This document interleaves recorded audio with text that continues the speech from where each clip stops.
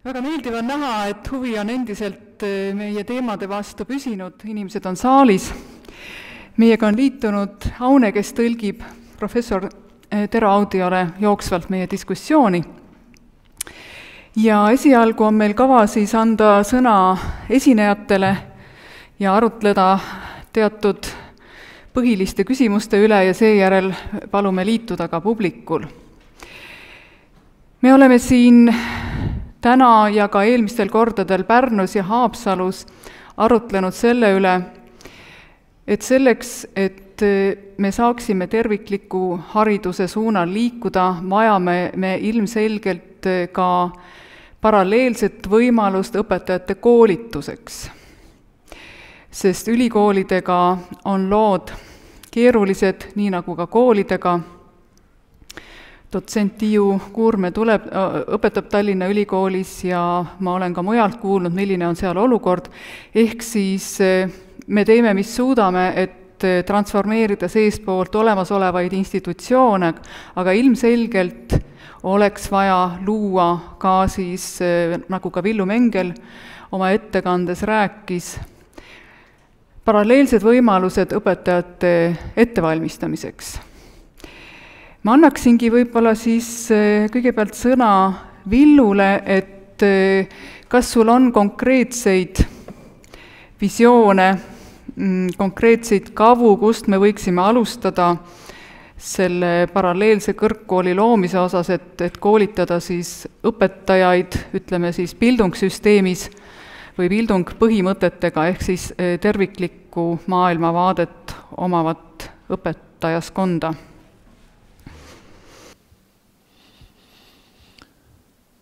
Võib-olla kõige esimesena seda päris suurt sammu astuda on keeruline. Aga ma usun, et on neid omavalitsusi, selliseid keskusi, kes on valmis looma selliseid täiendkoolituskeskusi, mis toetuksid nendele põhimõtetele, kus saaksid osa mitte ainult nüüd õpetajad, vaid ka lapsevanemad. Sest me kõik tegelikult oleme üksteise õpetajad. Ja selles mõttes üks tervik. Et kui esimesena sammuna, näiteks, kuna ma ise elan Pärnumaal, kui meil õnnestub Pärnumaal luua üks selline lapsevanemate ja õpetajate täiendkoolituskeskus, kes selle suunaga tegutseb, siis see oleks nagu esimene märk maas. Järgmine samm võiks olla sellised läbirääkimised ka piiri taha. Sinna Soome poole. Et seal on olemas antroposoofilised kõrgkoolid ja ülikoolid, kes tegelikult terviklikust inimkäsitlusest ja hariduskäsitlusest lähtuvad oma töös. Ja kui meil õnnestub see läbirääkimine sellisel moel, et nad on nõus oma filiaal Eestis avama ja leiavad piisavalt huvi siin Eestis nende sellises filiaalis õppimiseks. Aga need on praegult kõik veel nagu ideede tasandil. Siit olekski küsimus professor Tero Audiale, et kui reaalne võiks olla kas siis Tampere ülikooli või mõne teise ülikooli filiaali loomine Eestis, kuna sealne koolisüsteem ja ülikoolisüsteem koolitab siis tegelikult bildung õppekavaga õpetajaid? I think it's quite realistic. Actually,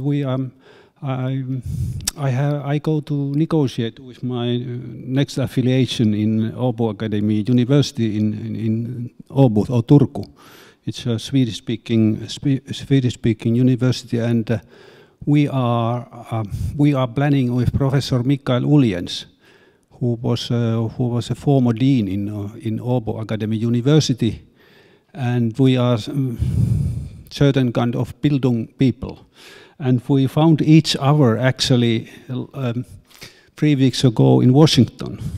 We have the biggest education conference in the world. There are annually like 15,000 participants from all around the world. And we are planning to start with Michael some kind of curriculum theory center in Åbo and Vaasa. Vaasa is actually, there is this pedagogiska fakultetet, which is pedagogic faculty in Åbo Academy. And we are gathering people all around the world. We are just now looking for money to start it. And I would be very happy to work with Estonians and Estonian, because I think you are even better base than in Finland, because you are so small country and you could really build some kind of very high quality education system. And you have so long tradition in this Bildungsens, and you have already reinterpreted the Bildungsens in a sense, in a quite same kind unique way what Finns have done. But now that you have some kind of grip of neoliberalism in Estonia, and it is one of the hardest in the world, I think. How this kind of neoliberal grip on Estonian education system. But you have very wonderful base, actually better than in Finland, in my view. Ma tahaks öelda seda, et sellel ideel on jumet, ehk see võib olla üsna realistlik, kuna ma hiljuti, kõigest 3 nädalat tagasi, kui olin USA's maailma õppekavateooria konverentsil, kus on siis 15 000 osalejat, saime kokku Åbo Akademii ehk Turu ülikooli, mis on siis rootsikeelne ülikool Soomes, dekaaniga, kes on ka selline õppekavateooria ja bildungtraditsiooni inimene, ja me panime paika plaanid asutada selline keskus Turu ülikooli juurde ja kaasata sinna ka Vaasa ülikool, kus on siis pedagoogiline õppetool. Ja ma näen, tähendab temaga läbi rääkides ja arutades neid ideid, otsustasime me selle keskuse loomisel kindlasti kaasata rahvusvahelise tasandi kolleeg, ehk mina näen siin väga suurt väärtust teatud Eesti teadlastele ja mõtlejatel, kellega seda koostööd edasi arendada, kuna ma näen, et Eesti on väga unikaalses positsioonis, teil on endiselt veel alles ja tugev see bildung mõtlemine, kui nii võib öelda. Ja samal ajal ma näen, et Eesti haridussüsteemi on üle võtmas väga tugev selline neoliberalistlik haare, kui võib nii öelda. Et selline väga jõuline pealetung, teissugune mõtteviis ja selle unikaalse situatsiooni juures ma näen väga palju häid võimalusi koostööks. Aitäh, ma siit läheks ja annaks sõna Tiiu Kuurmeele ja küsiks, et kui me kõik mõtleme esimese Eesti Vabariigi aja peale ja mõtleme, millist haridust anti gümnaasiumides, siis oli selge see, et see oli bildung, traditsiooniharidus, ja mis ajal ja mil moel on Eestis see bildung traditsioon tahapoole surutud, et kuidas see on kujunenud? Need on üsna keerulised küsimused, sest me ei peaks idealiseerima ei Vikmani poiste aegset haridust ega seda koolikliimat, sest see päris kindlasti nüüdisaegadel ei toimiks selline, mis omasse aega ehk sobis. Ja otse loomulikult nõukogude ajal ei olnud mitte ainult nõukogude ideoloogia, mis tekitas vastuseisu koolile, vaid ka kooli maskuliinne, autoritaarne, korralduslik pool. Ja kool kui selline, mille funktsiooniks on siis uusajal olnud võimu käepikendus või ühesõnaga kool on olnud sotsialiseerimisinstants, mis kasvataks kodanikke, kes hoiaksid jätkusuutlikuna need võimustruktuurid, nagu nad olnud on. Ja kogu selle taga on rohkesti kooliteooriaid, nii et ei ole põhjust idealiseerida meil ühegi ajastu koole. Aga tuleb siin silmas pidada seda, et 20. sajandi alguses eraldus terve rida,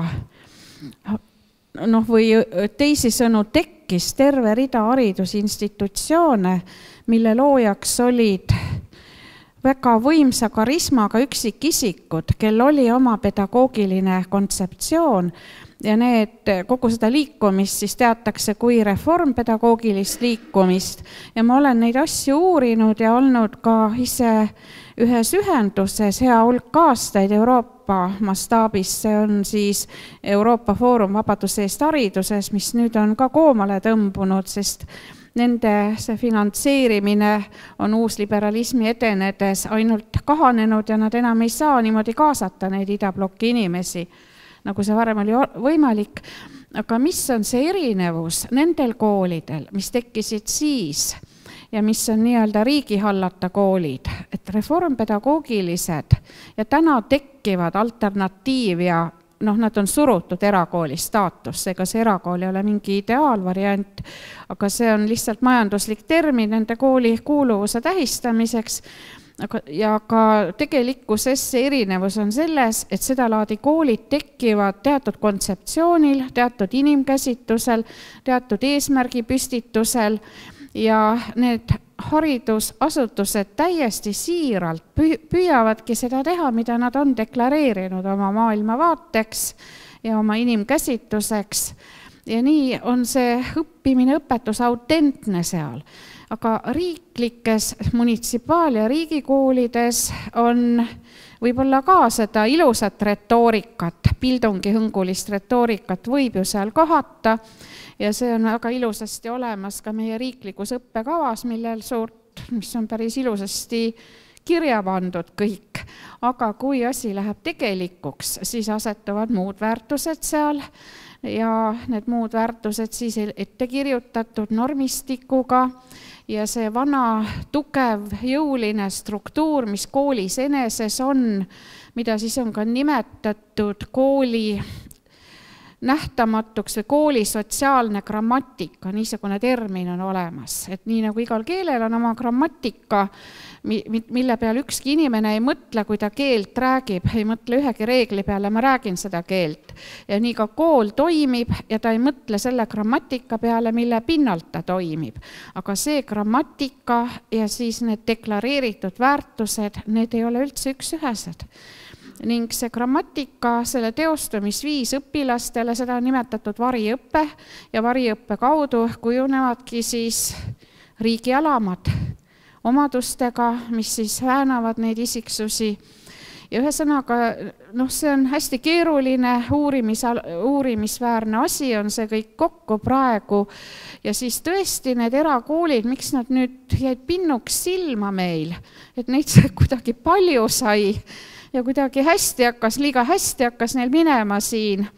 Ja nii palju, kui mina nendega kursis olen, nad teevadki seda, mida nad on lubanud ja neil tuleb see välja, päris hästi tuleb välja. Ja otse loomulikult on see kahtlane asi. Äkki laienebki mujale see erakoolidest, nii nagu ta on mujal riikides toimunud.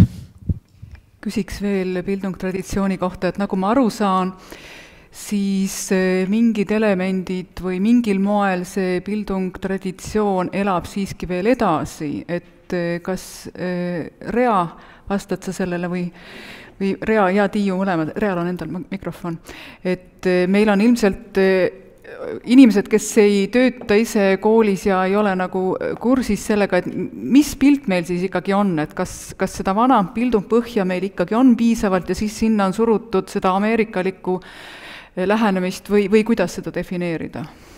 Ma nagu ei lähekski sinna sügavuti, et kus maal see piir jookseb või kus me peaksime defineerima, aga ma võib-olla mõtleks sellelt tasandilt, et miks meil on nii suur tung erakoolide kasvu poole. Et see iseenesest näitab, et midagi on nagu põhialustes meil haridussüsteemis valesti, sest mitte ühegi erakooli algatamine ei ole kerge protsess ja seda tehakse üha järjest raskemaks. Näiteks kas või selle näitena, et mõni aeg tagasi veel oli erakoolide õppekava registreerimine haridusministeeriumi juures tasuta, nüüd on see tasuline. Ja tegelikult tasub mõelda rohkem nende põhjuste peale, miks vanemad kogukonnad seda teed lähevad, et nad sellise vaevalise teekonna jalge alla võtavad, kui üks erakool on. Aga sa küsisid just seda, et kus nüüd selle ühe või teise mõtteviisi piir või kus, mis see seis on, et mul on hea meel selle üle, et mul on õnnestunud säilitada pidevat sidet kooliga, ehk ma töötan koolis aastast 99 ja ma näen täpselt, mis koolis tegelikult toimub. Nii läbi ühe konkreetse kooli kui ka arutelude siis ka teiste koolide õpetajatega. Ja ma julgen öelda, et tegelikult meie õpetajaskonnas, ja sellepärast on mul hea meel Tero jutule ka tugineda, et meie õpetajaskonnas on väga palju professionaalsust, väga palju missiooni, teha tahtmist ja nii-öelda neid päris asju.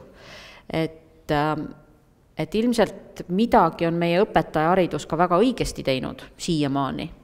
Ehk ma olen ju ise meie õpetajaharidusest tulnud, ma olen samamoodi Tallinna Ülikooli lõpetanud ja Tiiu Kuurmägi on olnud minu õpetaja, Terost rääkimata, eks. No vot, sul on neid ju tuhandeid, eks. Et seda iseseisvat autonoomset professionaali on meil veel väga palju säilinud Eesti koolis, millest Tero ka räägib. Aga küsimus on selles, et kuidagi täna me tunneme mingil määral teatud vabanemist, kui me vaatame meie riiklikku õppekava, siis on see, ma arvan, päris hea õppekava, kui seda lugeda. Aga üks asi on õppekava dokumendina, teine asi on reaalsus ja me olemegi kuidagi sellises segases või hämaras sellises vahepealses olekus praegu Eesti kooliga, kus me räägime hästi palju sellest uuest õpikäsitusest, räägime uuest õppekavast, aga igapäevatöös mina, kui ma panen ennast nüüd õpetaja rolli, tunnen ma ka seda survet, et pigem on haridusuuenduse ja haridusinnovatsiooni teema võrdsustatud haridustehnoloogia massiivse kasutamisega. Kui ma vaatan koolituste arvu, mida pakutakse õpetajatele, siis on absoluutses ülekaalus haridustehnoloogilised koolitused, seminarid, konverentsid ja arutelud, et see on minu jaoks väga ühekülgne lähenemine üldse. Ja ma olen oma kolleegidega ka väga palju sellel teemal rääkinud, et kindlasti võib välja tuua seda, et Eesti õpetajatel on selles osas ka küsimusi. Ma olen koolitanud ligi 500 õpetajat üle terve Eesti ja millegi pärast just need samad diskussioonid, et kas tõesti haridustehnoloogiale nii öelda üleminek või kas see digipööre ongi nüüd siis see vastus, milline meie haridus või õpikäsitus peaks olema. Et tegelikult praegu on raske öelda, kus me oleme, kuhu me läheme, et selline niisugune aoeelne aeg. Ma tuleksin ikkagi tagasi selle bildungtraditsiooni juurde, kuna sellest ilmselgelt tänapäeval väga vähe räägitakse. Ma ei tea, kuivõrd seda üldse ülikoolis mainitakse, Tiiu, et kas see kuulub, kas bildungtraditsiooni lahti seletamine kuulub üldse tänapäeval nagu üliõpilaste pedagoogide ettevalmistamisse? Praegu õnneks on õppejõud on vaba oma töö sisu sõnastamisel. Ja 2 õppejõudu vähemalt seal ringi liiguvad praegu, üks olen siis mina, teine on Airi Liimets, kes me neist asjadest räägime.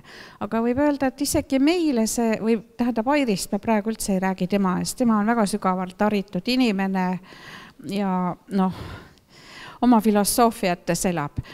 Aga see Bildungi teadlikkus tuli minuni tänu õpingutele Oulu ülikooli doktorantuuris ja see oli siis aastatuhande vahetusel, kus mul õnnestus ligi pääseda rohkele heale kirjandusele, mille ees oli Eesti suletud siiani olnud. Ja siis ma sain teada alles, millega on tegu. Ja see sama asi implitsiitselt toimis nõukogude ajal, sest ma mäletan neid tõesti väga tarku ja rohkeid tarku inimesi, kes nõukogude ajal siis õpetajaid harisid ja keda toetas tollane haridusminister Eisen, kutsudes nad ikkagi tagatuppa ja öeldes, et me nüüd oleme omavahel ja ärge kuskil seda rääkige, mis me siin omavahel räägime.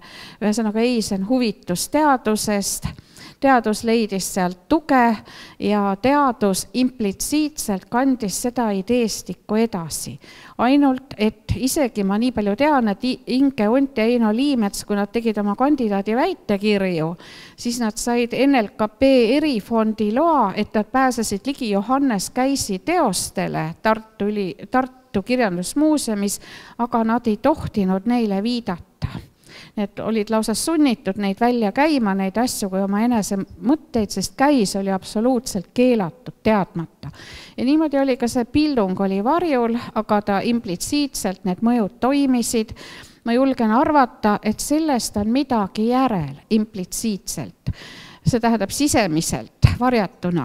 Ja praegu isegi meie õppejõududes on midagi sellest järel, aga see uus liberalistliku mõistestiku surve on niivõrd sünge, niivõrd tugev, et vaatad arusaamatuses peeglisse ja teistele otsa ja ütled, et ma olen võõras kohas, et ma ei kuulu enam siia nende mõtetega. Et see selline ehmatav tunne on ikka päris mitmeid inimesi meist külastanud küll. Ja see survestamine tuleneb, seal on mingid inimesed, kes sihipäraselt sellega tegelevad. Ja on lausa öeldud, et kes te olete need, et enam miski ei loe, mis on olnud, ärge tulge meile rääkima seda, et nii on meil olnud, see ei maksa mitte midagi, nüüd saab olema kõik uut moodi. Nii et niisugusi sõnu meil on tulnud kuulda küll. Jah, ja see ongi üks põhjus, miks tuleb siis luua paralleelne kõrgharidusõpetajate ettevalmistamiseks, aga mul on nüüd küsimus professor Tero Audiole. Et nagu ma olen aru saanud, siis Pildung traditsioon hõlmab endas mitmeid suundumusi, mitmeid erinevaid suundumusi. Et kas te annaksite meile väikese ülevaate, et millised erinevad siis suunad seal Pildung traditsiooni ajal on ja mis ajal on nad välja kujunenud? In Bildung. Yes, we have in Finland we have very close relation, traditionally very close tradition between philosophy and teacher education. It's not so much about empirical educational science, but particularly philosophy and teacher education. And I think it has created some kind of pedagogic gene that at the moment, and that was one thing that we started to think about, Professor Uljens, that we need to keep our state or shape in Finnish education system. We need to somehow to theoretically articulate these kind of things which I was presenting today here, for instance, and made this tradition more explicit. But I think we have long tradition between philosophy and teacher education. And actually this is very interesting case when we think about China now, because they want also to reactivate, they, so to say, wisdom traditions, Eastern wisdom tradition, Buddhism, Taoism, and Confucianism. And with post-structural and postmodern theories, and they mingle them together. And it's very interesting what emerges there, and by implication, it means that the teacher is an intellectual in the Chinese current context, wise person. And it's also interesting in Finland that many of student teachers in teacher education programs, teachers too, they are very somehow irreverent, or they don't respect this kind of empirical education science, because they said it gives so little when for practice even it advertises itself that it somehow helps practical aspects or practical teachers' work. Ma nüüd kokkuvõtlikult tõlgin, et ma tooks välja võib-olla selle külje Soome haridussüsteemis, et tegelikult Soomes on õpetajahariduses olnud ka väga tugevalt sees või seos haridusfilosoofiaga, et Soome õpetajate haridus on toetunud väga tugevalt filosoofiale. Ja tänu sellele oleme me ilmselt natuke teistsuguse lähenemisega, nagu me oma Turu ülikooli kolleegiga just seda uut algatust arutades või uut keskust arutades oleme rääkinud, et meil on vaja ka teoreetiliselt ja väga selgelt et artikuleerida ja välja öelda just need aluspõhimõtted, mida Soomes tuleks siis hoida ja säilitada ja edasi arendada.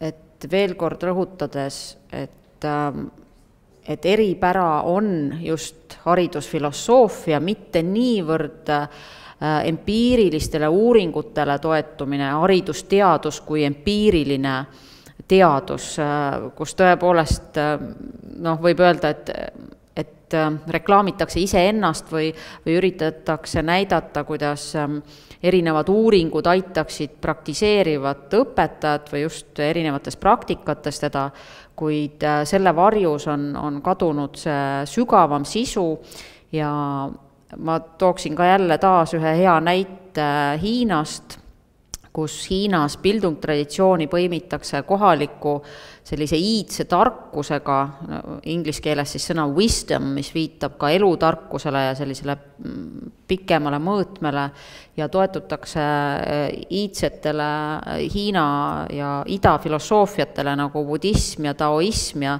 püütakse läbi selle integreerida just nimelt sellist idamaist filosoofilist ja tänapäevast käsitlust, nii et ma tegelikult võib-olla tahaks seda välja tuua nendes erinevates lähenemistes, kui me räägime bildungtraditsioonist. Ma veel natuke kaevan ajaloos. Meil oli vist Haapsalu konverentsil tuli juttu sellest poodiumdiskussioonil, et nendel nii bildungtraditsioonil kui ka siis Anglo-Ameerika niisugusel õppekava filosoofial on tegelikult teatud religioosne tagapõhi. Et uuesti see teema korraks esile tuua, see on nagu väga huvitav moment rääkida ajalooliselt.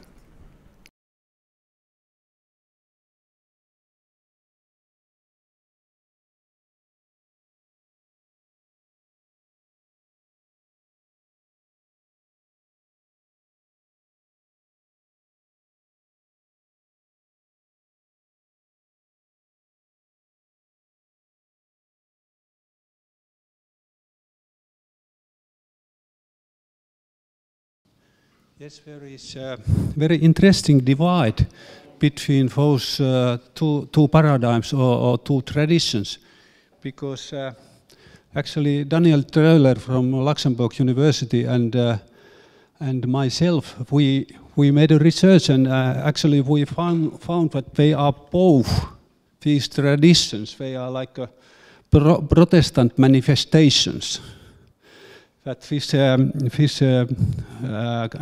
curriculum, Anglo-American tradition, it is Calvinist branch of Protestantism, where this building tradition, it's a kind of Lutheran application in education, and they are very interesting when we go further to analyze this Anglo-American context. Because in Calvinist belief, the locus of control is outside you.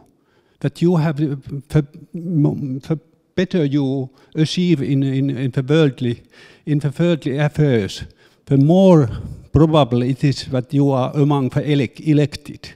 So the material and worldly success is some kind of criteria that you are among the elected and your soul is saved.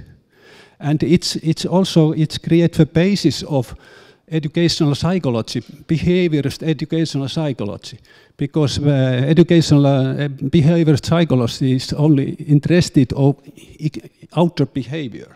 It doesn't touch our soul or our inner life, but everything is taking place in terms of external behavior.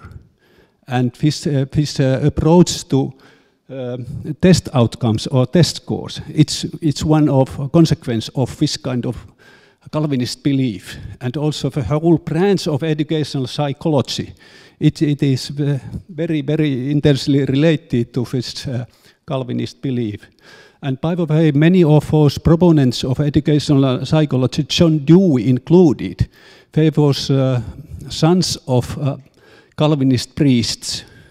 But they thought that we are tool in the God's hands, And we need to think about so much goals instead of method. And that's why morality is immersed within method in educational psychology. And in this Bildung tradition, it's kind of inner life which is most important. This kind of personality, so to say. And there is no mediating instances between me and God. I'm responsible directly to God, and only the sacrament of mercy somehow relieved my struggles in my way for personal and moral commitment. And the locus of control in this Lutheran past of this Bildung tradition, it is inside us. That we have to make all what we can to improve ourselves in moral terms and that way become a better person. And these two, you can see how different they intellectually are, these two traditions. And it's very important to decide which horse we are betting on.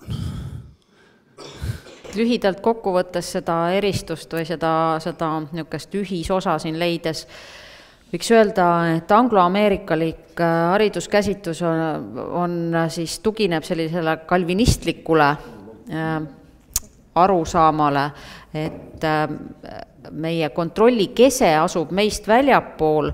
Siin on võib-olla sarnasus sellise mõtteviisiga, et kui me piisavalt hästi sellele kontrollile allume, mis meist väljapool on, siis me saame hästi hakkama, siis me kuulume eliidi hulka ja oleme tublid. Ja siin on ka Jumala käsitus nõuab mingisuguseid vahendajaid või vahemehi. Kui me vaatame Bildung traditsiooni, siis siin on pigem ühisosa siis luterliku religiooniga või õigemini luterliku vaatega religioonile. Ja siin võiks öelda seda, et siin on olulisel kohal, et kontroll asub inimese sees, Jumala ja inimese vahel ei ole vahendajaid, vaid me oleme ise oma olemuselt vastutavad kõige eest, mida me teeme. Ja siin ongi võib-olla kõige suurem vahe, et kui me nüüd vaatame hariduskäsitusi ka, siis see sama anglo-ameerika hariduskäsitus ehk välispidise kontrolli rõhutamine rõhub, nagu juba ka öeldud, testidele ja mõõtmistele, samas kui Bildung traditsioon ka sellises spirituaalses mõõtmes ütleb seda, et selline andeks and või pattude lunastus saab toimuda ikkagi meie ja Jumala vahelises otseses dialoogis või suhestuses. Nii et selles mõttes on siin võib-olla huvitavam ka seda religioosset tausta laiemalt avada ja sügavuti, aga see nüüd väga lühidalt siis, mida võis öelda. Aitäh! Nüüd veel kord selle Bildungi traditsiooni niisugust mitmekesisuse juurde tagasi tulles, et me võime ilmselt öelda, et ka mitte luterlikul põhjal siis erinevad terviksüsteemsed hariduskäsitlused, nagu on näiteks Waldorf-pedagoogika ja veel teisedki pedagoogikad, et need loetakse Bildung traditsiooni alla, et kas see on nii?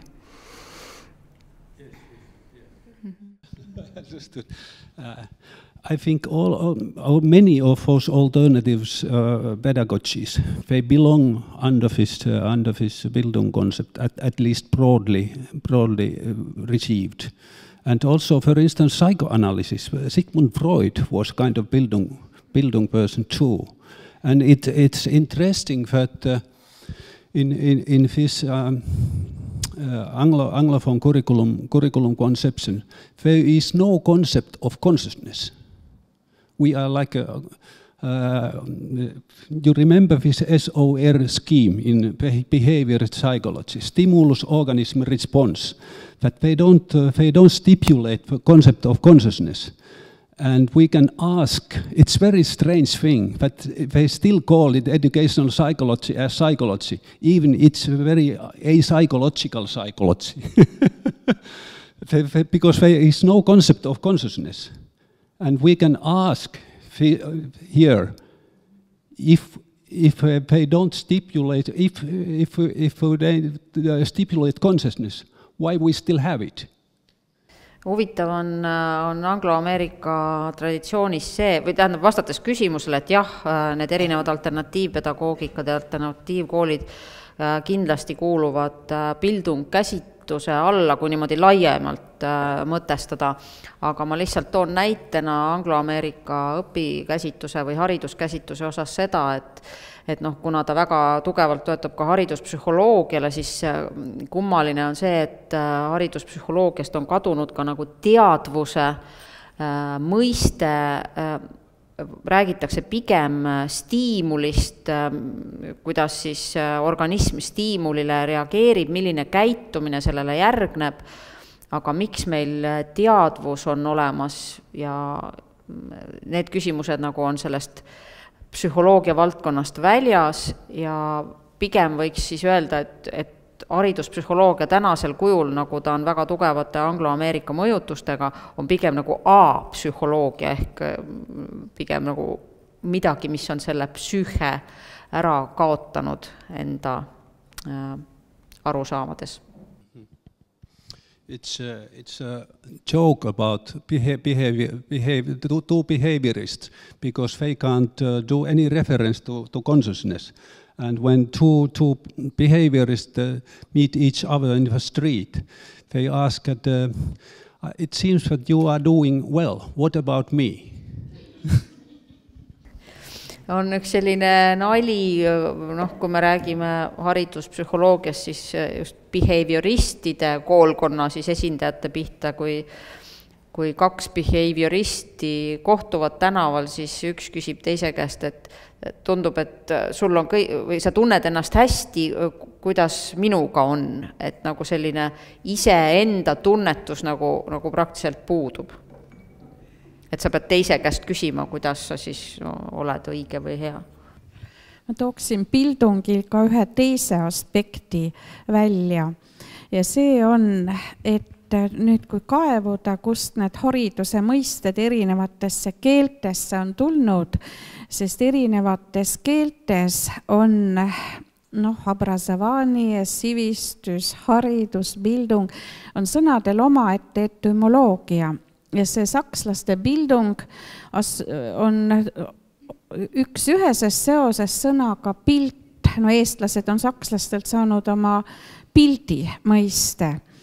Ja siin edasi tahapoole vaates on kunagi ju, kui need filosoofilised arutelud olid tugevad üldse inimeseks saamise üle, oli niisugune mõiste nagu imago Dei veel Rooma riigi ajal ja see tähendas, et inimesele tema arengus oli eeskujuks Jumala pilt, et inimene teadis, et pärispatu tõttu Jumalaks tõusta ei olnud võimalik siin maises elus. Aga püüd ja pürgimus pidi olema lähenemine sellele Jumala pildile ja see oli seotud tugeva vooruskasvatusega. Aga ärgem unustagem, et see laste kasvatusvooruste suunas tähendas ka askeesi, tähendas tugevat sundi, survestamist, karistust. Et tegelikkuses, kui kooli ajalukku tagasi vaadata, on ta ikka päris julm koht on see kool olnud selle survestamise pinnal, vaatamata sellele Bildungi traditsioonile. Ja siis eelmise sajandi 60ndatel aastatel saavutas suure kõlajõu jälle saksakeelsetes maades antipedagoogiline liikumine, antiautoritaarne liikumine, kus siis võeti läbi valgustamisele see Bildungi traditsioon ja ilmus välja ka juutide niisugune nagu käsusõna, et sina ei pea endale tegema pilte. Ja siit siis sellised arutused, et kui kasvatuses on kellegi pilt, mille järele meie lapsi võime vormida, siis see ei ole väljapääs vägivallast, see ei ole kasvatusvabaduseks, ja üldiselt pedagoogiline paradoks ongi, selle üle on palju doktoritöid ka kirjutatud, pedagoogiline paradoks, et kas sundimise abil saab inimest kasvatada vabaks. Ja lahendus sellele paradoksile ei ole, aga raudselt see Bildungi traditsioon sisandas kaugemas minevikus ja võib-olla ka üsna lähedases minevikus päris palju sundi, survestamist, ahistusi, ängi ja valu. Ja antipedagoogiline traditsioon siis kutsus üles inimesi loobuma laste olemise ja maailma ahistamisest, laste vabastamine kasvatusest ja sealt siis pärineb ka meile nii tuntud mõiste vaba kasvatus, mida traagiliselt valesti mõistetakse siin Eesti kontekstis. Õieti see vaba kasvatus ilmus areenile juba ka 1920. aastatel tänu Summerhill koolile, kui üks väga julge psühhoanalüüsi uurinud inimene tegi ikka nii teistsuguse kooli, et see oli skandaalne, see oli ka anglo-ameerika keeleruumis, see oli Inglismaal Summerhill kool. Kool tegutseb tänaseni, kooli on püütud sulgeda, seal lugematu arv kordi. Kool on andnud riigi kohtusse ja alati võitnud Inglise riigi, eksisteerib edasi, niisugune kool on. Ja see on siis nii-öelda sunnivaba kool, sellest on äärmiselt armsaid kirjutisi on sellest koolist. Ja nüüd siis tagasi selle antipedagoogika juurde tulles, seal see lause või niisugune nagu see aluspõhimõte on, et tehkem kõik, et laste väike maailm oleks elamisväärne, tehkem selleks siis kõik.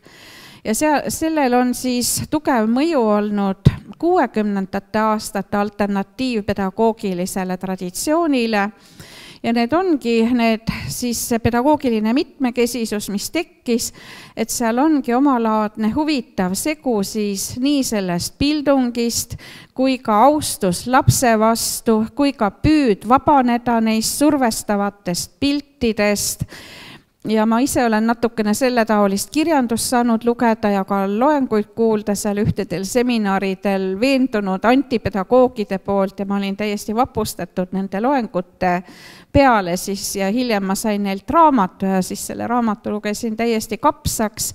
Ja seal siis oli niisugune mõttekäik, et tegelikkuses see lapsi survestav kasvatus on seotud inimese maagilise alateadvusega, mis püüab enda haardesse saada mitmesugused jõud ja sealhulgas ka selle siiruse ja spontaansuse, mis elab lapses ja mis tingib vastandumist, dualismi, välistab polaarsused ja mis on kantud hirmust loodusjõudude ees. Nii et selle Bildungiga ei ole sugugi üks ühele, et Bildung hea, Anglo-Ameerika halb, sest Anglo-Ameerika traditsioonis tekkis ju ka John Dewey pragmatistlikul filosoofial põhinev pedagoogika ja see on silmapaistev selles mõttes John Dewey pedagoogika, et see on nii-öelda teoreetiliselt olnud olemas üle 100 aasta, teostas seda John Dewey ise ja hilisema 100 aasta jooksul ei ole keegi suutnud seda päriselt järgi teha. Meie Johannes üritas ja midagi, tal tuli omamoodi käisipedagoogika väga hästi välja. Et sellised väiksed ekskursid siis. Aitäh, väga põnev. Meie hulgas on ka ühe Eesti erakooli juht ja küsimus Villu Mengelile, kuidas kasvatate teie oma koolis lapsi vooruste suunas? Waldorf-pedagoogika läbiv telg ongi inimeseks olemise õpetus ja kõik õppeained tegelikult teenivad seda eesmärki erineval moel. Ja täpsustuseks, teie kool töötab Waldorf-pedagoogika järgi, kuigi teil on hoopis teine nimi. Korraks võib-olla ka see Herbert Haani nimi lahti selgitada, miks teie koolil on selline nimi? No kes Pärnus on käinud ja näeb, et Pärnu on selline parkide ja selliste kauni roheluse linn, siis Herbert Haani isa oli tegelikult see, kes Pärnus omal ajal Pärnu linna aednikuna need pargid rajas. Ja see, kus on Pärnus Herbert Haani pubi, see on siis seal Riia maantee ääres, see oli selle pere elupaik. ja siis omal ajal nad kolisid Pärnust ära Saksamaale ja Herbert Haanist sai 1/4 esimese Waldorf kooli õpetajatest Saksamaal. Et sellepärast on ka meie koolil Herbert Haani nimi ja eelmine aasta pidasime ka Herbert Haani sellist konverentsi kooli Pärnu linnas. Aga kui küsita seda kasvatuse kohta, siis meie esmane idee ja mõte on see, et see kogukond, see õpetajaskond on tegelikult see kasvatuse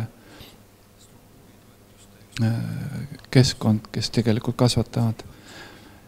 Et küsimus ei ole ju sõnades. Küsimus on selles, milliseid väärtusi me õpetajaskonnana, kogukonnana, lapsevanematena tegelikult jagame ümbritsevale keskkonnale.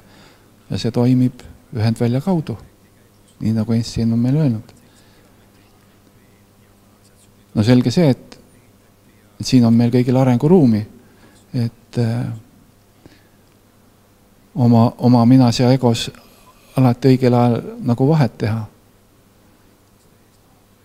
Aga Steiner on väga selgelt esile toonud inimese duaalsuse, madalama ja kõrgema mina. Ja iga õpetaja ja iga lapsevanema osa on tegelikult seda ära mõista. Siin on selle kasvatuse põhiküsimus. Aitäh, ma arvan, et nüüd on aeg anda ka sõna küsimusteks. Anna-Liis, kas sa tuled appi mikrofoni?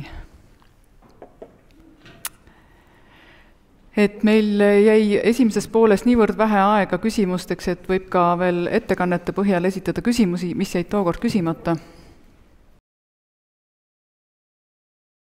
Aitäh nende suurepäraste mõtete eest, mis siin täna kõlanud on. Mina olen Airi Mittendorf, ma olen Tallinna Ülikoolis doktorant ja sotsiaaltöö poole pealt.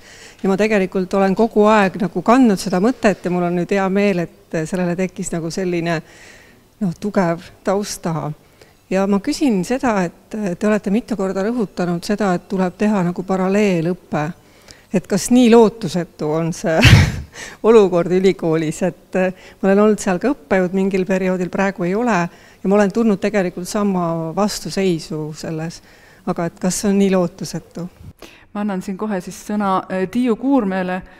Nii palju, kui ma kõrvalt neid arenguid seal jälgin, siis ega väga palju rõõmustavat nendes arengutes ei ole, aga anname Tiiule sõna. Kui mina ütleksin siin teile, et asi on täiesti lootusetu, siis mind lastakse lahti ja antakse kohtu alla Tallinna Ülikooli laimamise pärast ja seda ma teha ei taha. Ma veel kord ütlen, õppejõul praegu on meetodivabadus, sisude valiku vabadus ja kui auditooriumi uks, ühesõnaga sisenen auditooriumi ja mul on seal noored inimesed, siis ma tõesti olen vaba selles, mida ma seal teen. Iseasi, mis on süsteem, mis on see ideoloogia, mis survestab seda süsteemi. Siin on tõesti mõtlemise kohad on ja nagu sai enne öeldud, et üsna mitu inimest järsku tunnevad, et ma olen võõras, et ma ei ole õiges kohas sellisena, nagu ma olen, et ma ei sobi enam siia. Ja neid mehhanisme, mismoodi toimub praegu Eesti ülikoolide uus liberaliseerimine, ma ei tea nende mehhanismide taustu. Aga kui siin käisin nädal aega meie ametiühingu inimese juures ühte asja seal ajamas, siis tema ütles, et pole viga, tipis on veelgi hullem. Niisugused sõnad ütles. Ma tahaksin öelda, et inimestes on hea alge on alles, aga inimesed on üksi, nad on omaette, nad on vähe heitunud. Ja kuidas selle hea algega siis ja selle hea tarkusega esile tulla? Seal on mingid muud kurjad struktuurid on, mis on huvitatud inimeste heitunud ja omaette olekust. Mina ei nüüd siin küll ei kuuluta, et nüüd Tallinna Ülikool neid ja teisi asju teeb, sest ausalt öeldes see ei ole tervislik niimoodi siin ütelda. Ja sellest ei ole midagi kasu, kui mina seda siin ütleksin teile. aga ausalt öeldes asi selles, et toimub midagi väga kummastavat. Kus on selle allikas, miks see nii on, kuidas see on võimalik? Ja siin taas, see ei ole Eesti probleem, see on väga lai probleem läänerikus kultuuriruumis.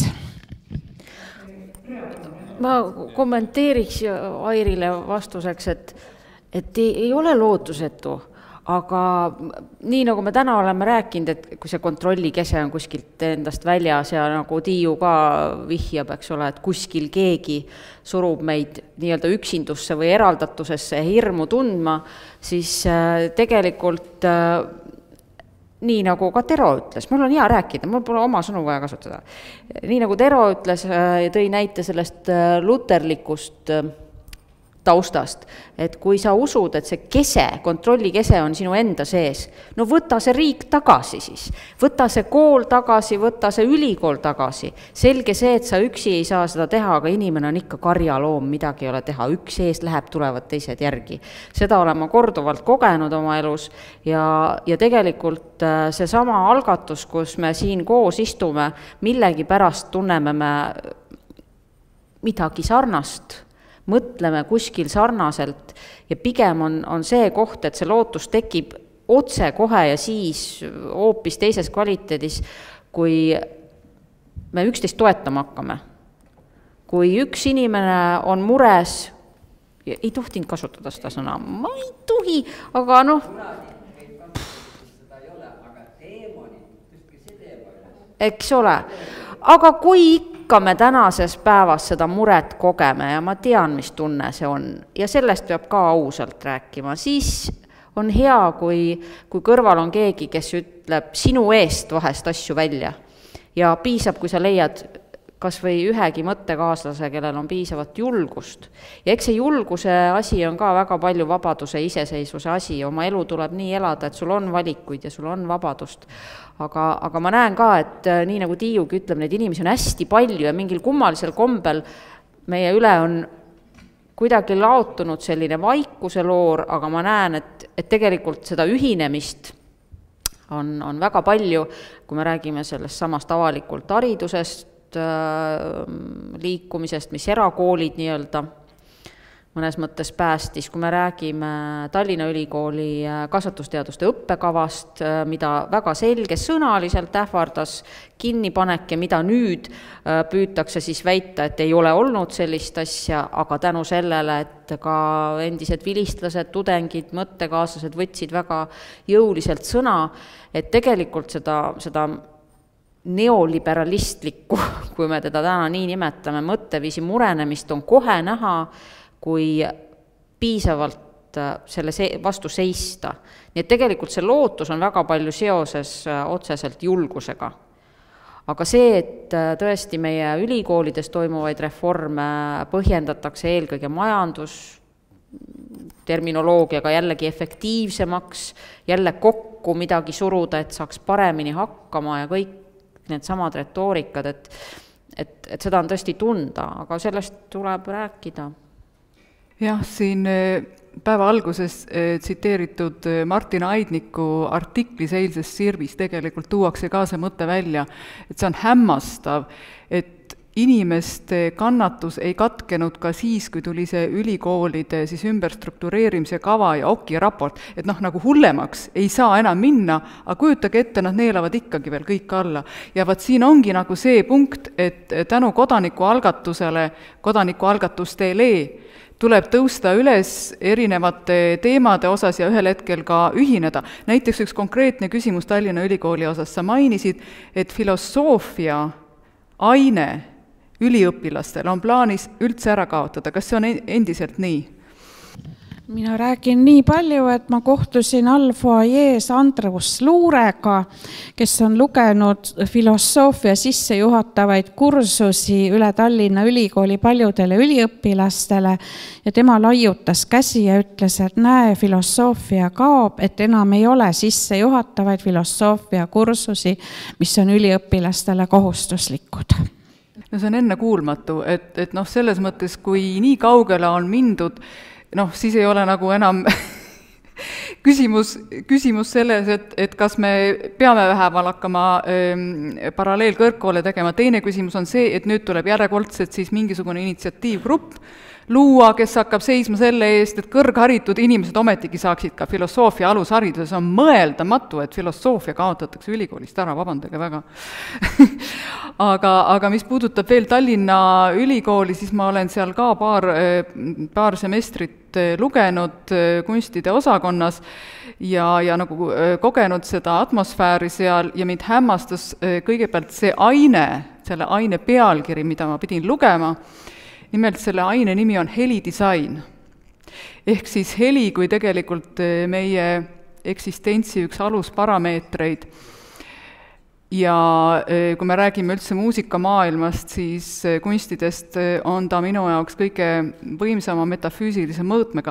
Ühesõnaga, niisugune valdkond on taandatud ainult disaini tasemele. Ja kui ma alustasin oma loenguid, siis esimeses loengus oli mul 25 üliõpilast, kes kõik olid endasse sulgunud ja ei tahtnud nagu mitte millestki midagi kuulda, aga kui sa suudad need üliõpilased lahti teha, kui sa suudad nad avada ja hakata rääkima hoopis midagi muud, kui võib-olla selles helidisainis nagu on ette nähtud, aga nagu öeldud, tegelikult sisu saad sa õppejõuna ise loo, siis nad puhkevad õitsele, nad lähevad lahti ja selle semestri lõpus meil oli kahju nagu üksteisest lahku minna ja ma olen siiamaani kontaktis nende üliõpilastega, nii et tegelikult alati oleneb õppejõust, oleneb õpetajast, mis sisu sa annad oma ainele. Nii, aga veel küsimusi?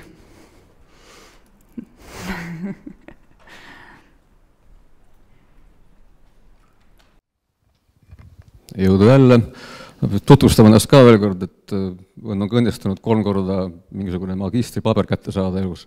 Viimane oli Tartu Ülikoolis antropoloogia, religiooniantropoloogia alal.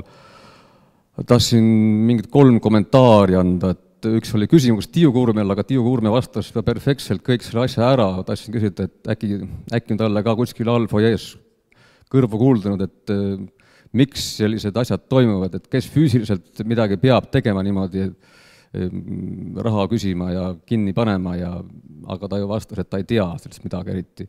Siis ma seda ei küsi.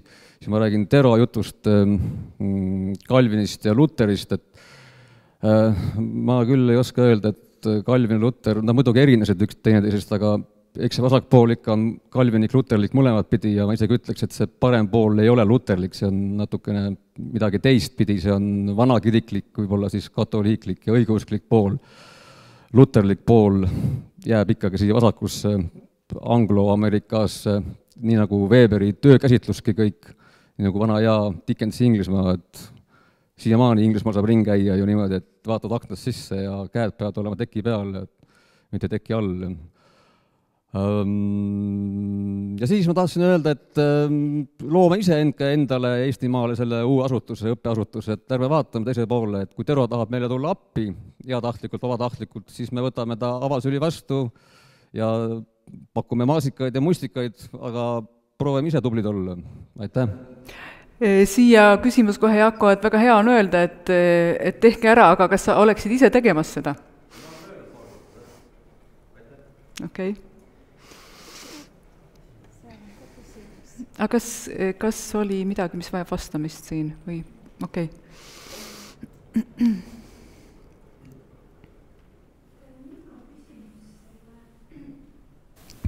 Kõrghariduse kohta, et kuulsin uudistest, et Tartu Ülikoolis 15% õppekavadest on muudetud inglisekeelseks ja ma olen märganud, et muudes ülikoolides ka, et näiteks Kunstiakadeemias on sisearhitektuuri magistriõppe muutunud eelmisest sügisest ingliskeelseks. Et tahtsin küsida, et kuidas teie arvates oleks selline õige tasakaal selle vahel, et säiliks eestikeelne kõrgharidus, aga samas saaks, oleksime ka teiste riikidega ühenduses ja areneksime edasi ja võtaksime sealt üle selle positiivse. Ma võin värskelt siin õppijana kommenteerida, et ma oma doktoritöötan inglise keeles kirjutan kõik muud erinevad kraadid on mul saadud eesti keeles. Ja ma ütleks oma isikliku arvamuse on see, et ainult üks koht maailmas on, kus eesti keelt räägitakse, see on Eestis. Ja meil on vaja hoida nii-öelda oma kõrgkeelt väga olulisel kohal, sest mitte keegi teine seda ei hoia.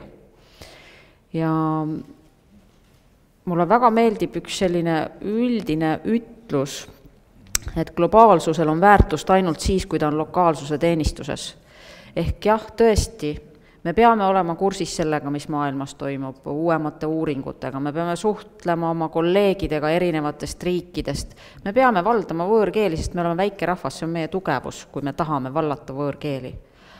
Aga meil peab olema võimalus teha teadust ja õppida süvitsi oma emakeeles, sel lihtsal põhjusel, et nii nagu me täna siin oleme mitmel puhul rääkinud teadmistest, arusaamisest, mõistmisest, nagu me rääkisime, siis see toimub ikkagi emakeeles, sest kui sa teed seda võõrkeeles, tõlkes läheb palju kaduma. Isegi need, kes on professionaalsed keeleoskajad, ikka jääd kuskil koperdama võib-olla. Et see tähendab seda, et eestlasel peab olema võimalus omandada kõrgharidus eesti keeles, kui ta seda soovib.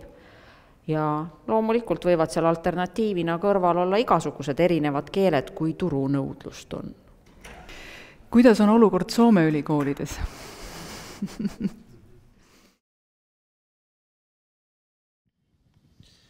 I think in the Finnish universities there are increasing number of English programs and English courses. Actually, I go just week and half within week and half I go to University of Helsinki because they want to establish kind of English speaking master and doctoral program in curriculum theory. But I don't see it actually so how to say threatening thing.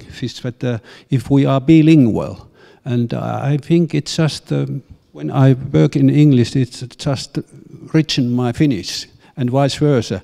And many my international colleagues say that you write so exotic English, but actually it's expand also English language. But I don't see any kind of that it would be jeopardized with our native tongues. And I personally work in English, Finnish, Swedish, and German. And there is a nice interaction between those because English is very poor language. If like we see in this behavior psychology, that there are no proper concept for consciousness, or actually in our education system they don't use. It's not stipulated the whole concept of consciousness, and other languages can help in that. And I think it's also English educational vocabulary. It's improving in that sense. It can go deeper into nuances in our consciousness and so on. But it is a general trend. The English is some kind of lingua franca at the moment. And for instance, all Chinese they speak English with us as far as we can't speak in Chinese with them. Et ma siin kokkuvõtteks võiks öelda seda, et jah, inglise keel on muutumas ju selliseks lingua francaks, hiinlastega räägime me inglise keeles, ja mina nagu väga hirmsat ohtu selles ei näe, kui me oleme nii-öelda kakskeelsed või oskame rohkem keeli, et ma ise räägin nii inglise, saksa kui soome kui rootsi keelt, et see avab mulle palju uksi ja võimaldab mul suhelda ja töötada kõrgtasemel erinevates keeltes. Mu kolleegidki ütlevad, et ma inglise keeles väga hästi valdan teemat või räägin inglise keeles. Samas ma võin öelda, et inglise keel on natuke ka nagu vaene keel, et siin ei ole teatud sõnu, mida me siin Põhjala rahvastena kasutame, millest täna ka juttu oli. Nii et kindlasti ka inglise keel areneb, aga jah, tõesti Soomes praegu see sama trend on, et et õppekavasid avatakse järjest rohkem ingliskeelsetena, nii et siin on mõtlemise koht, et mina sellist suurt ohtu ei näe. Nii, märkamatult hakkab meie aeg täis saama, palun veel sealt küsimus. Nii, tere, kasutan võimalust küsimiseks teie arvamust nüüd selle kohta, et kui siin on palju räägitud kõrgharidusest, siis mida annaks teie arvates ära teha, ütleme, põhikooli ja gümnaasiumi osas, kui rääkisite siin, et õpetajaskond jagab ümbritsevatele oma väärtusi. Ja kui praegune kooli olukord on enam-vähem tavaline, igapäevane, kui koolides õpetajad väidavad, tulevad tundi laste ees, väljendavad oma äärmist tüdimust, ütlevad, et meid ei huvita, et te asja selgeks saate, vaid nemad saavad oma palga kätte. Siis näiteks kirjandites kui lapsed ütlevad otse oma arvamused, siis seda halvustatakse. Ja näiteks, mida siit veel?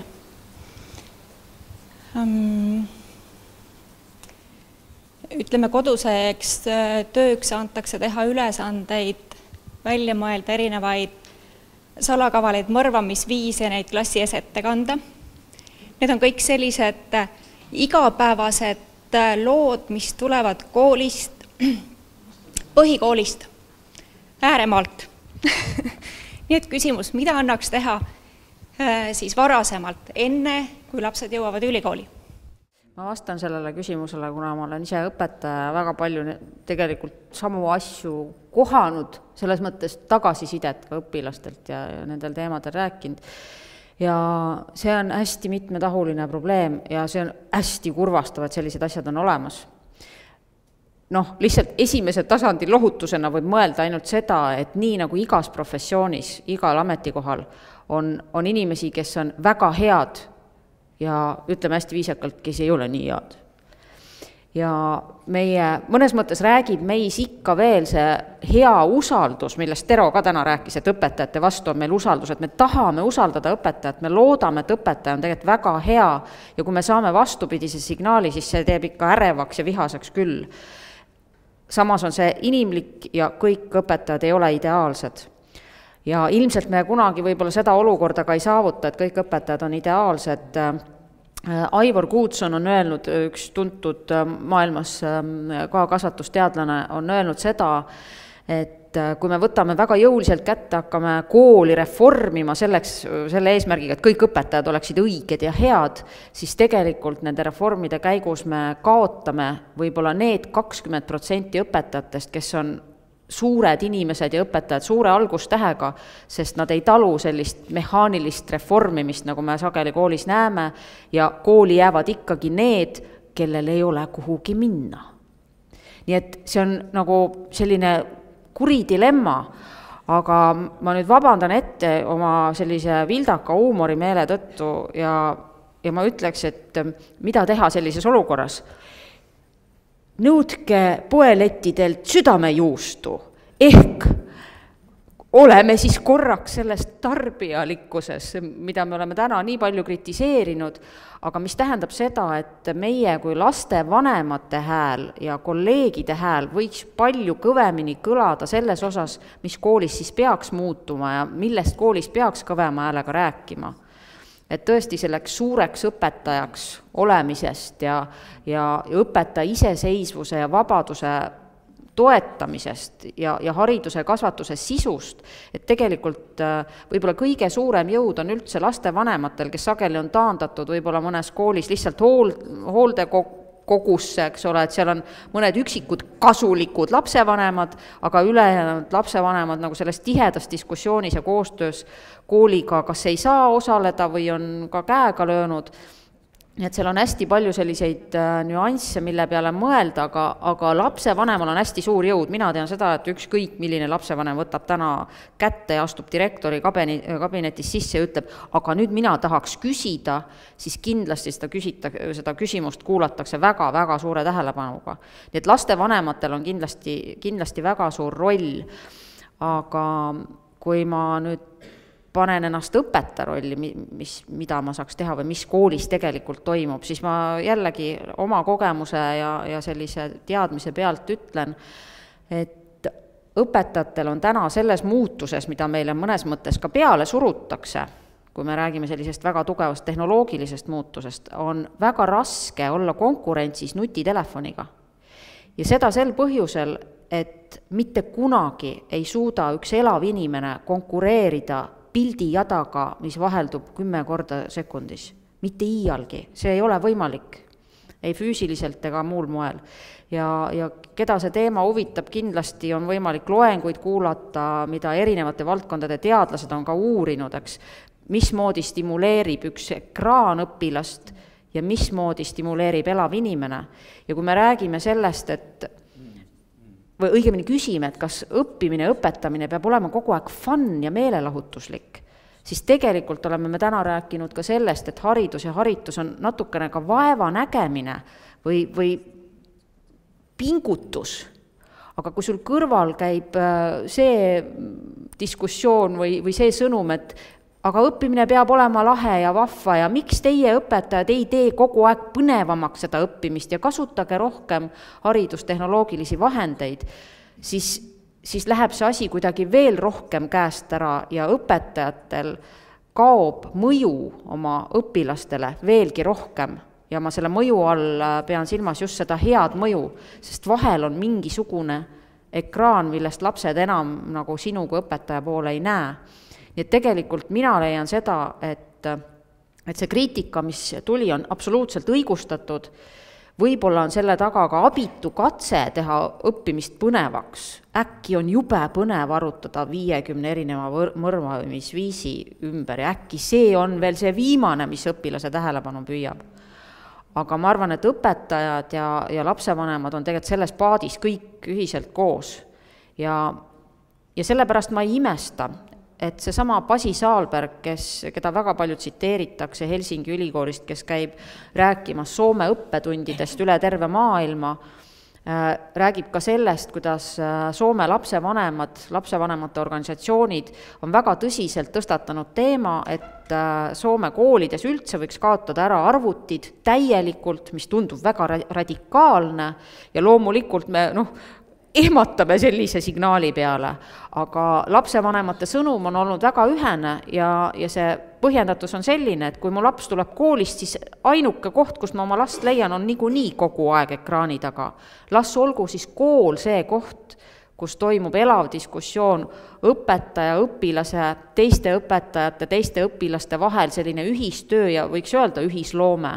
Et see on see ainuke kants, kus on veel võib-olla säilinud see heas mõttes konservatiivsus, sest mina leian, et ei ole vaja kaasa joosta iga uuendusega ainult uuenduse pärast, vaid iga uus asi on see killuke tõesti midagi põnevat ja vahvat, aga mida me peame testima ka läbi proovitud ja õigete asjade najal, et siis see ühisosa leida, nii et selles mõttes ma arvan, et täna on Eesti koolis hästi palju seda tervet mõtlemist ja heas mõttes tervet mõistust.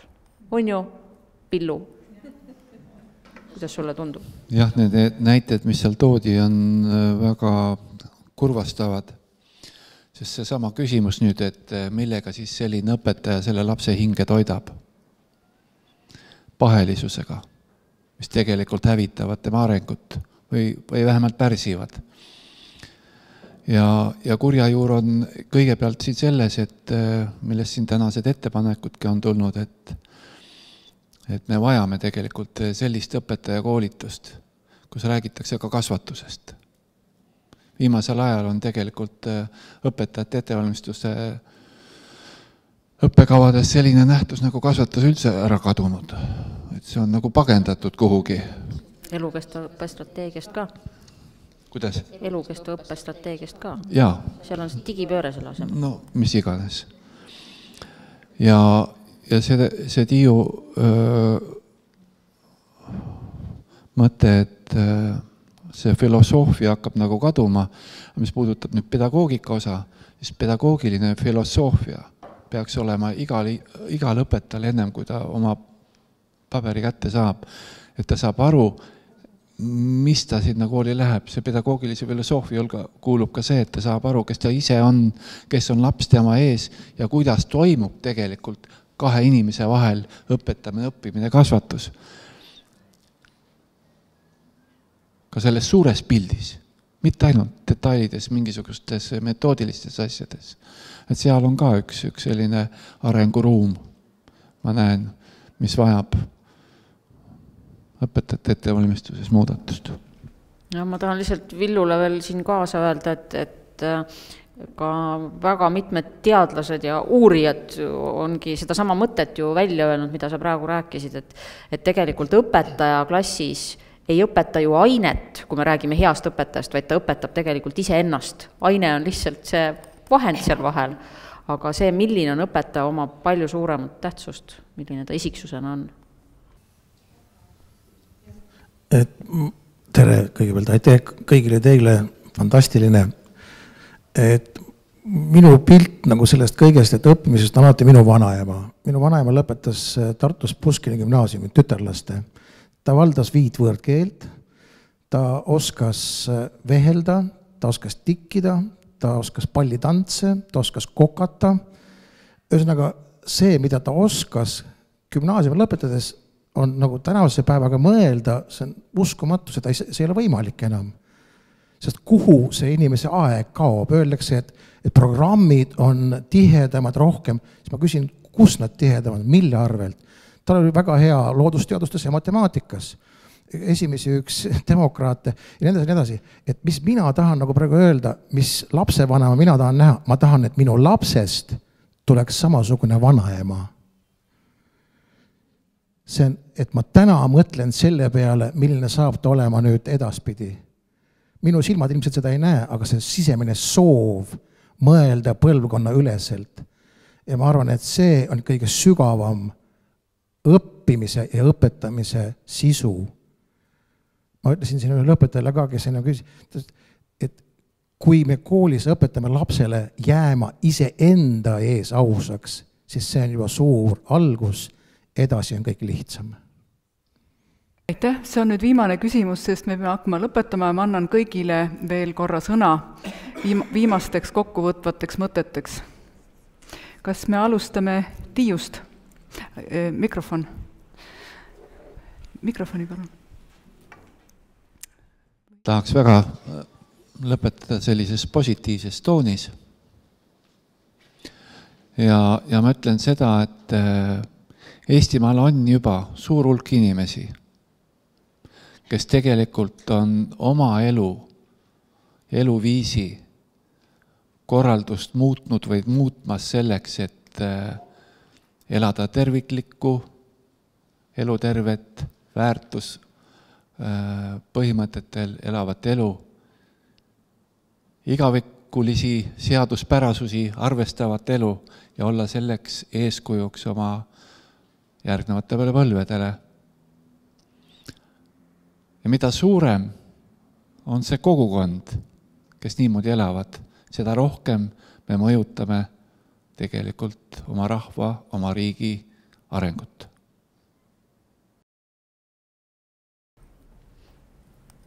Mina tahaks öelda seda, et kahte sihukest sõnumit, esiteks seda, et hoiame kokku ja toetame üksteist hästi kõvasti ja tugevasti. Eriti sina, see heleda peaga poiss, see triibuline, kuule, mis su nimi oligi, et üks noor tõusev täht meil, kellega oli hästi põnev vestlus, et hoiame sidet kõik, kes me siin ruumis oleme ja ja üksteise tegemistel silma peal ja toetama üksteist siis, kui on vaja, sest vaja on ja lähitulevikus kindlasti palju. Aga teine sõnum, mis ma tahaks öelda, on aitäh öelda Jakob Saksale, kes istub siin samas minu vastas kuidagi jube hästi paigutunud, et ta aitas seda konverentsisarja ette valmistada ja elu tegi korrektiivid, ei lasknud tal siin praegu meil laval olla, nagu algselt oli mõeldud, aga et ma väga tänan sind ja Jakob Saksa raamatuid tasub kindlasti soetada ja lugeda, ma ei tea, kas neid üldse enam kuskilt saada on, kõik saavad alati otsa, aga on ikka raamatus on meil uue kooli esimest osa, uue kooli teist osa ja tulistamist Viljandi koolis. See viimane raamat tulistamist Viljandi koolis on palju negatiivne tegutsioon esile kutsunud oma sellise ebaõnnestunud pealkirja tõttu, aga seal sisuks on sügav analüüs, miks laps haarab relva, mis ta laseb õpetaja maha ja sellel on väga põhjuste ahel, Saalepäräda on nimetanud seda juurpõhjusteks, aga sellel on nähtav põhjus esimese tasemena, teise tasemena on põhipõhjus ja siis on algpõhjus ja täna palju räägitakse sellest kontrollist, aga peab aru saama, et see kontrolli funktsioon praeguses ühiskonnas tuleneb meesalge domineerimisest. Meesalge on omane kontroll, mõõdikud ja kõik need evalvatsioonid ja nii edasi. Nii et me peame jõudma välja, et me peame hakkama arendama endast seda naislikku poolt ja eriti mehed. Sest kool on küll praegu naiste keskne, aga mees kontseptsioonide põhine. Ta lähtub mehelikust ideoloogiast, kontrolli domineerimise ideoloogiast. Ja seal on räägitud selles Viljandi kooli raamatus on räägitud palju mõtlemisest, tähendab dialektilisest mõtlemisest, vaata meil on monolekt, ma olen nimetanud seda monolektiliseks lähenemiseks. Monolektiline lähenemine on see, kui me kahe inimesega vestleme, mina räägin, mis mina arvan, tema räägib, mis tema arvab ja nii lahku lähenemegi, mõlemad endale jätnud endast hea mulje. Aga tegelikult me peaks otsima dialoogis seda, mis on head ühes vestluses ja teised ja jõudma dialektilise mõtlemisele, selle dialektilise mõtlemise üleseks me otsime neid häid pooli mõlemas arvamuses ja töötame välja kõrgema versiooni. See on see dialektiline lähenemine. Ja mul on tõesti kahju, et ma ei saanud osa võtta, aga tänan sellise tähelepanu juhi. Jah, tervis vajab eelkõige taastamist, Jakob, aga seda Viljandi koolis tulistamise raamatut ma väga soovitan, ma olen täiesti nõus, ebaõnnestunud pealkiri, kõik mõtlevad, et hakkab tulistamisest rääkima, aga see on täiesti vajalik raamat igas kodus, ma täitsa ausalt julgen öelda. Ja seda raamatust saada veel esimest osa veel teist ka, Apollos on praktiliselt lõppenud.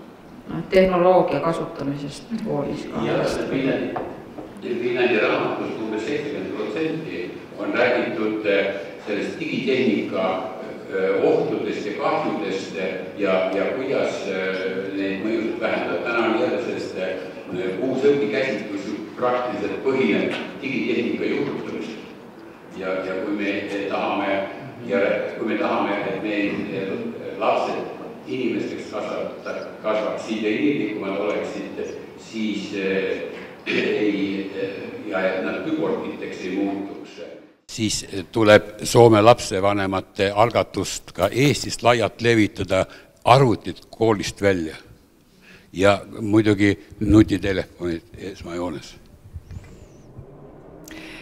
Suur tänu ka minu poolt Jakob Saksale, ma kutsusin Jakob Saksa tegelikult ka siia poodiumdiskussioonile, aga ta eelistas jääda saali.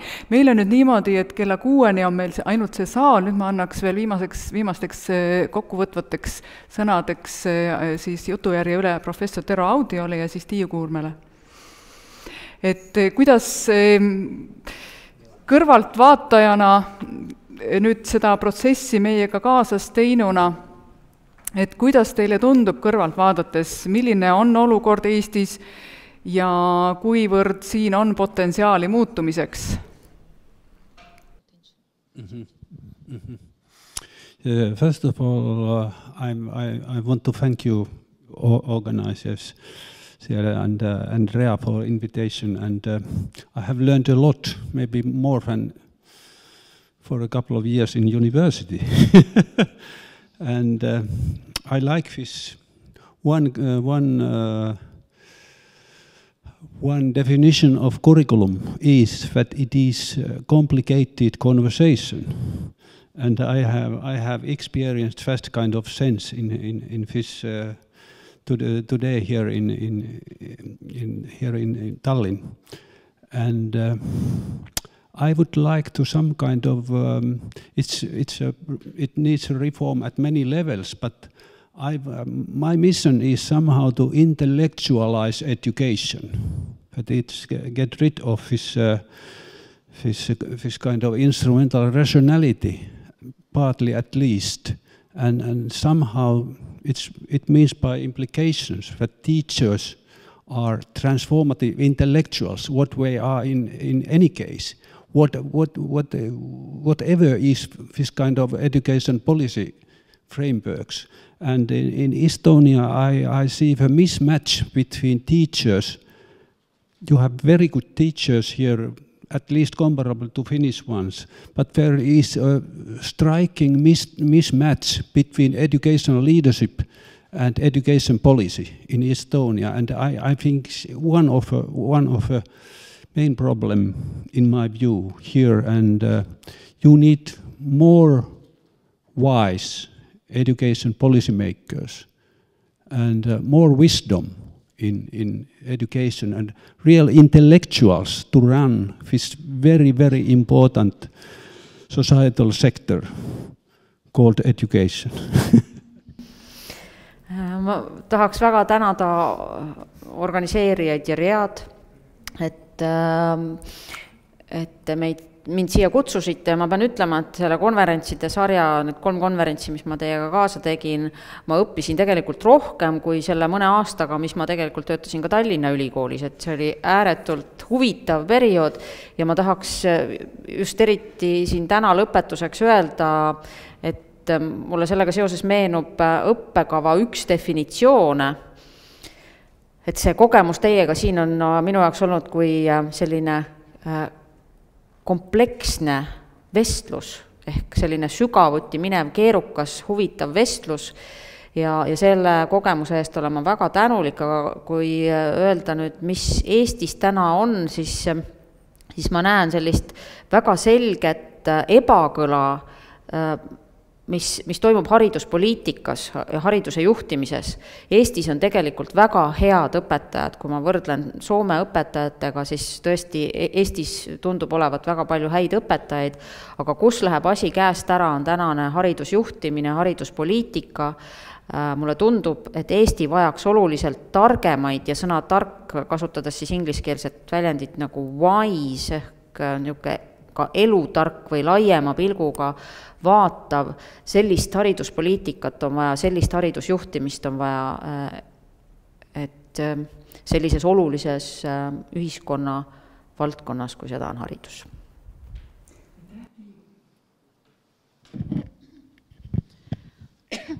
Kohe saab kell 6, aga ehk jõuab. Et siin, kuhu mõtted viisid on, et need jõud, mis praegu ühiskonnas mõjuvad, suruvad inimesi üksindusse ja üksildusse ja eraldi ja üksi me kaotame ka usu oma enesejõusse ja näeme, et palja käsi ei saa selle vastu, millele ehk tahakski vastu minna.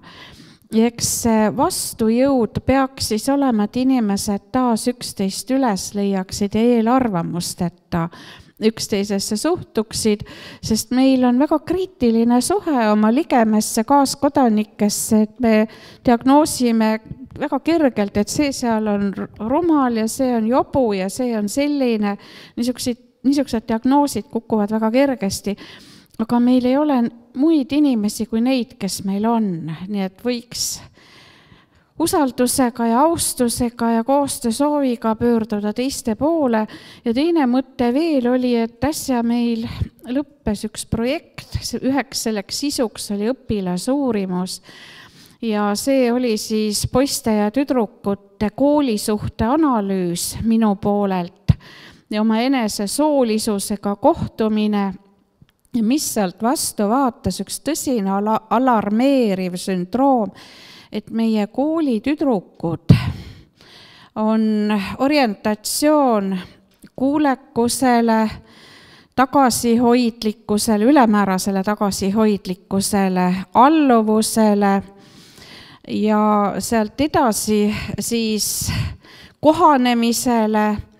Ja kui sai tüdrukutelt või poistelt ja tüdrukutelt, et millised on õpilase võimalused, et kool oleks parem koht, siis tüdrukute enamus vastas, et muudan iseennast, kohandan ennast süsteemiga, ühesõnaga hakkan mõtlema positiivselt koolist, kuigi ta äsja on kirjeldanud, kui väsinud ja kurnatud ta seal koolis on.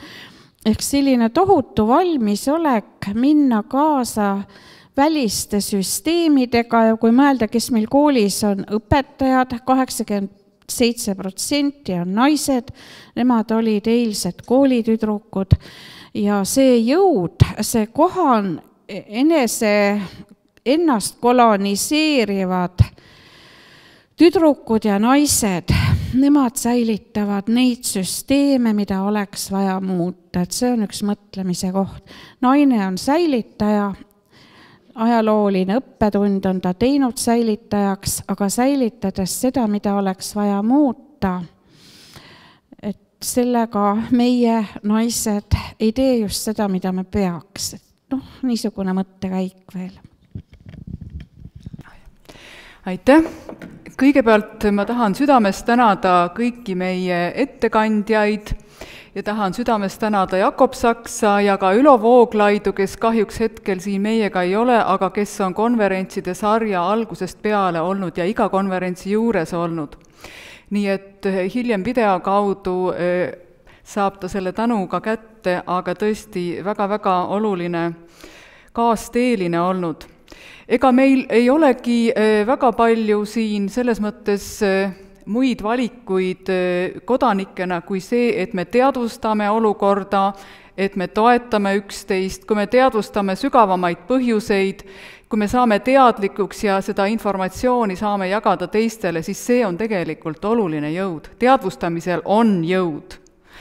Ja sellele järgneb siis erinevate töögruppide loomine, mis meil on tegelikult ka selle aasta jooksul õnnestunud, ehk siis siin alguses kiiresti mööda neid slaide libistades käis läbi ka mõiste terviklik Eesti, me oleme loonud siis uue ühiskonna tegevplatvormi Terviklik Eesti, millel on 3 töögruppi praegu, haridustöögrupp, mida hetkel koordineerib Aivar Haller, kes on Eesti Lastevanemate Liidu juhatuse liige ja on hetkel Dubrovnikus, muidu oleks ta siin meie juures, nii et kes tunneb Aivar Hallerit või kes soovib liituda selle haridustöögrupiga, siis Aivar on Facebookis kergesti leitav või ka minu kaudu. Siis meil on lisaks hariduse töögrupile on meil tervisetöögrupp ja siis on meil majanduse töögrupp. Ja sel teemal ma soovitan kuulata ka homset saadet Hallo Kosmos, kus räägib Rea Raus. See on teine osa siis sellest pikast vestlusest, kus Rea räägib jätkusuutlikust haridusest, majandusest ja üldse tervikpildist. Väga-väga hea saade, soovitan kindlasti kuulata. Ja lõpetuseks olete oodatud siis kas töögruppide kaudu või uute ideedega. Meie ülesanne on olnud luua ja hoida visiooni sellest, et teistsugune inimesest ja loodusest hooliv ühiskond on võimalik, kui me oma loova energia, oma jõud ühendame. Nii et olete tere tulnud initsiatiivi näitama, Uue Ühiskonna kodulehel on ka 2 e-maili aadressi ja töögruppide koordineerimine on eraldi välja toodud. Ja lõpetuseks ma tahan tänada neid inimesi, kes ei ole pildil, eelkõige Annikat, tänu kellele viimased, tõuse püsti palun, konverentsid on saanud teoks.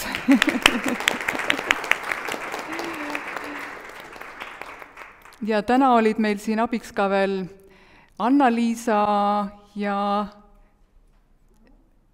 Anu, õige.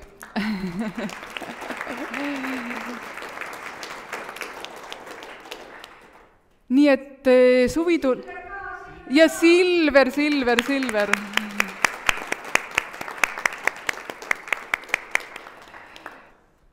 Ja väga-väga palju teisi inimesi, kes on ühel, teisel, kolmandal moel, Reimo, Kadi, väga paljud inimesed, kes on olnud toeks rasketel hetkedel, sest see konverentside sari töötab nulleelarvega, ehk siis kõik arved tuleb maksta ja me iial ei tea, kui palju tuleb inimesi kokku. Nii et selles mõttes rasketel hetkedel on palju häid inimesi olnud toeks, kuidas selle asjaga edasi liikuda. Ja üksteise toetamine ongi see üks jõud, mis meid edasi viib.